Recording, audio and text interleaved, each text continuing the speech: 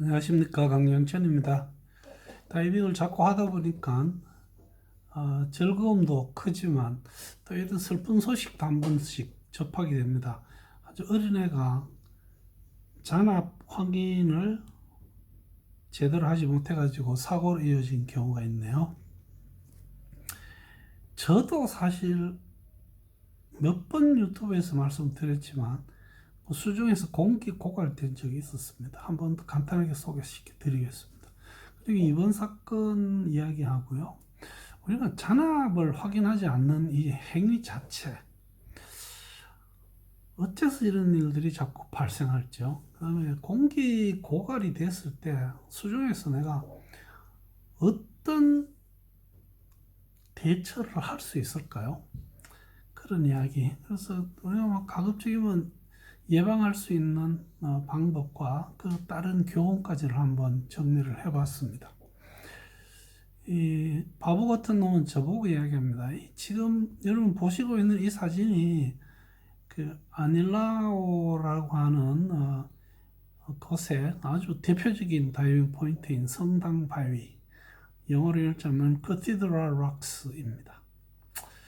사실은 이 사이트에 대해서도 별도로 한번 꼭 소개를 시켜드리고 싶은 그런 기분이 있습니다. 여기에 그 Cathedral 락이라고 하는 그 바위가 두 개가 이렇게 서 있는데 그 둘 다 꼭대기가 한 12에서 13m 정도밖에 되지 않습니다.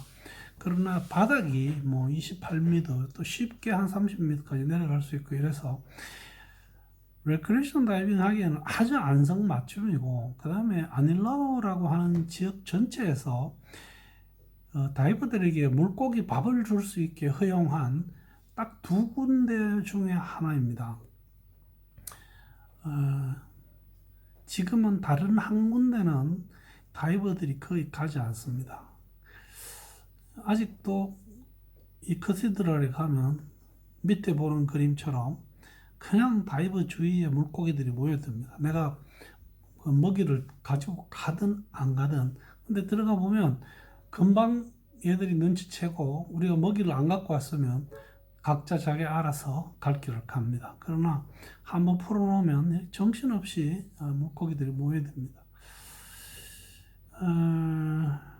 제가 여기서 사실은 두 번이나 어리석은 짓을 했는데 두 번 다 바보같이 똑같은 장소에서 똑같은 짓을 하다가 똑같은 짓을 당했습니다. 그 성당바위 꼭대기에 보면 한 번씩 아네모네들이 군집을 하는 경우가 있습니다. 여러분, 아네모네라고 하는 그 해양생물은 고착생물이 아닙니다. 여러분들이 돌아다닙니다. 근데 가끔 어떤 다이빙 포인트에서 유독 그 아네모네들이 많이 모여서, 그것도 꼭 그 야간 다이빙 하기 직전에 우리가 체크하러 먼저 들어가죠.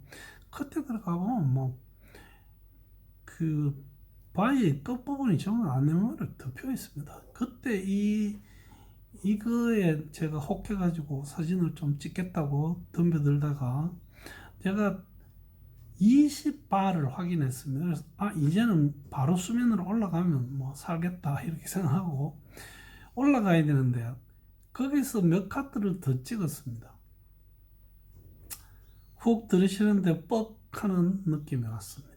그때 다행히 첫 번째 사건 때 제가 그 5월 마지막 주에 그 같이 정웅교 강사님 모시고 아닐라오에 둘이 투어를 간 적이 있습니다. 거기서 이 정 강사님에게 공기 고갈 수신호 보내고 옥토퍼스를 뽑아물고 같이 상승을 했습니다. 안전정지 다 마치고요.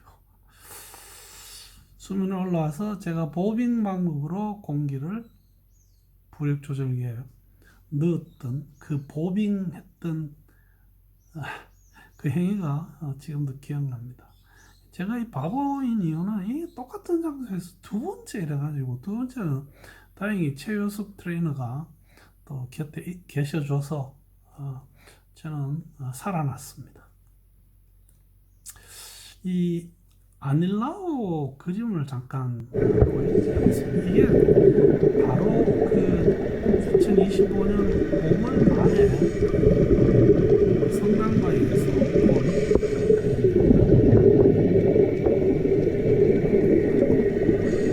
지금 버블은 전광산이거든요. 이 레드 투스 트랙피쉬죠. 이 뒤집다는 어마어마하게 모여 있었습니다.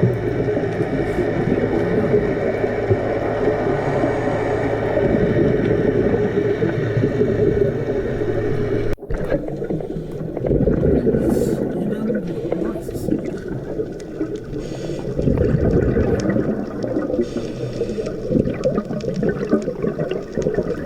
여기 보면 그 뒤집대 뒤쪽에 하얗게 지나가는 게 빅마우스 매커렐이죠. 하여튼 물고기들이 참 많이 모여 있었고 이 해변에 붙어 있는 이 하얀 이 벌레들 저는 사실 이 벌레의 정체가 되게 궁금합니다. 가끔 이렇게 해면으로 반전이 되었고 있는 경우가 있습니다. 이번에 실제로 있었던 사건입니다. 이게 미국령 어떤 지역에서 있었던 것이고요. 13살밖에 되지 않은 벤이라는 애가 이 주니어 오픈워터 다이버 자격증을 갖고 있고 13살 때 주니어 오픈워터 다이버를 받았고요. 2년 후 현재 15세였습니다. 사고 나기 직전에.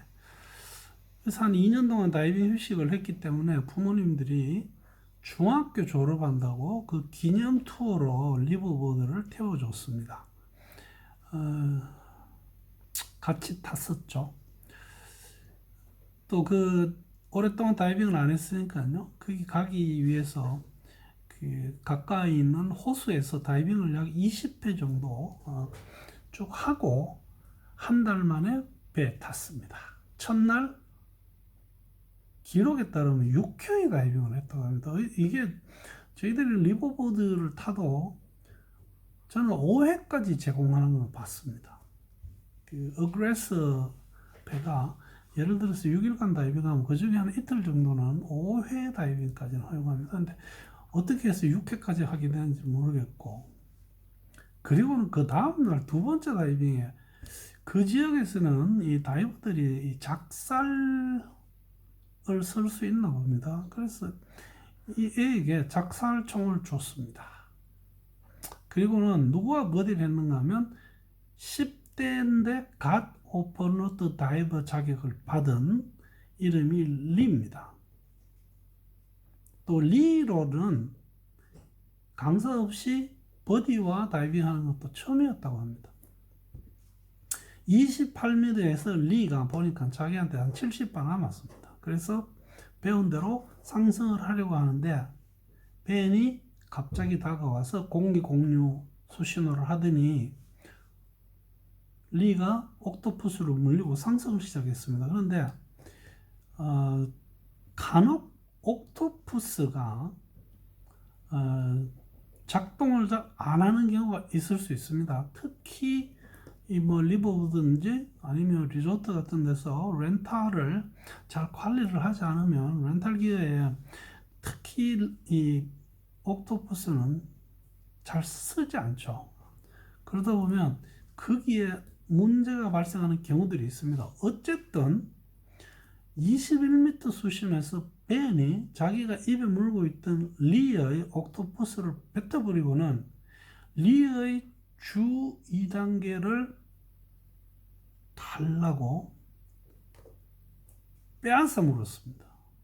그러고는 숨쉬기 허덕거리니까 원래 짝 호흡을 하게 되면 내가 2번 호흡을 하고 돌려줘야 되죠. 근데 리가 보니까 돌려줄 생각이 없습니다. 거기서 물속에서 리와 벤의 격투가 시작됐습니다. 아무래도 호흡기는 리 거니까 리에게 헤게모니가 있었겠죠.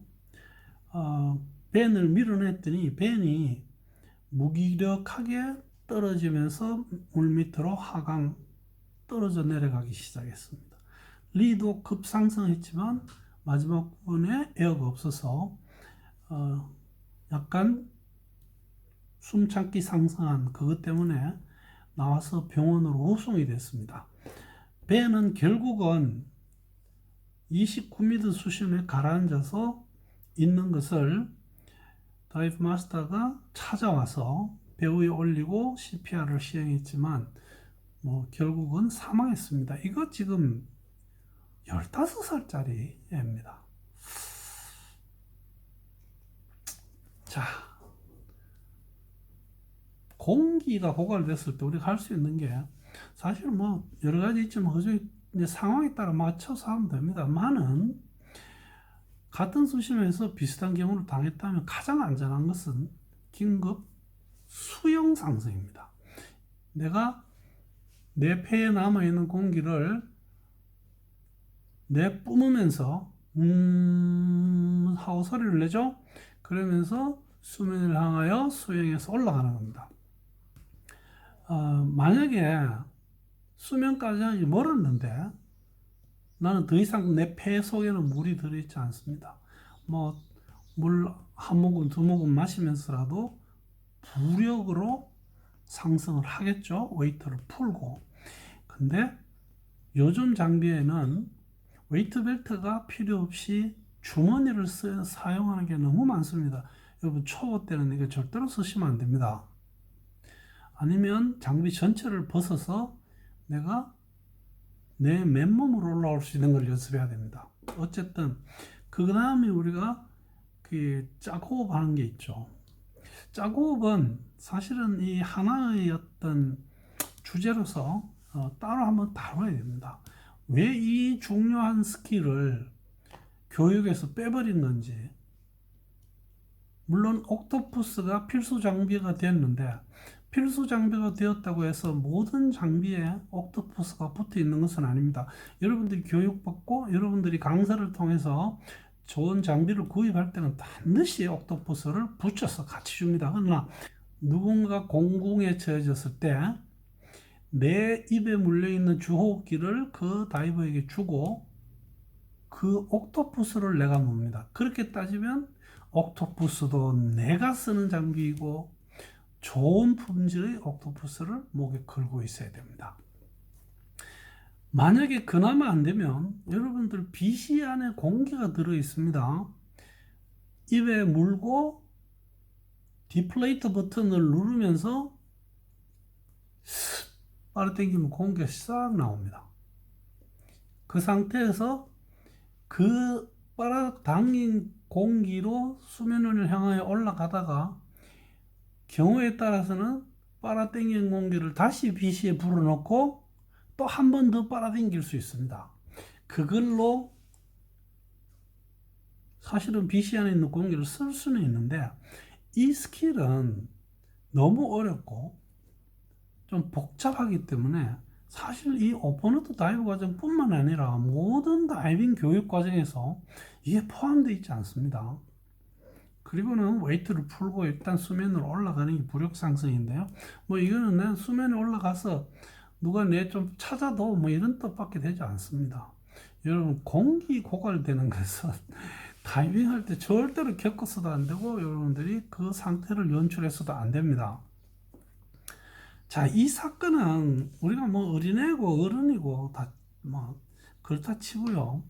예방을 하기 위해서 첫 번째 다이빙 전에 하는 프리다이브 체크, 다이빙 전 안전 점검입니다. 이것을 다른 말로는 버디 체크라고도 하죠. 그래서 서로가 모든 장비를 다 갖추었는지, 그리고 서로 입수 전에 탱크 밸브가 개방되어 있는지를 확인하고 잔압을 확인합니다. 이것을 빠뜨렸기 때문에 다 열리지도 않은 탱크를 메고 물 밑에 들어가서 벤 같은 사고를 당하는 거죠. 그리고 또 한 가지는 내가 다이빙을 하면서 내 잔압이 얼마나 남아 있는가를 자주 체크하는 것이 중요합니다. 누가 내 버디나 강사나 다이브 가이드나 누구든지 나에게 잔압이 얼마나 남았느냐는 수신호 이렇게 하죠.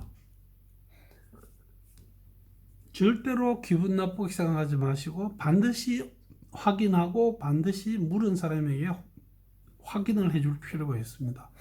이 별것 아닌 습관이 저희들 목숨을 지켜줍니다. 제가 부끄럽게도 겪었던 사건, 그리고 이번에 최근에 아주 어린애에게 생긴 사건을 소개시켜 드리면서, 반드시 우리가 다이빙하기 전에 내가 직접 탱크 밸브를 열고 내가 직접 내 탱크 안에 잔압이 얼마나 남아 있는 것을 확인해야 된다는 것을 한번 더 강조드립니다. 여러분, 안전하게 다이빙하십시오. 그리고 건강한 하루하루를 보내십시오.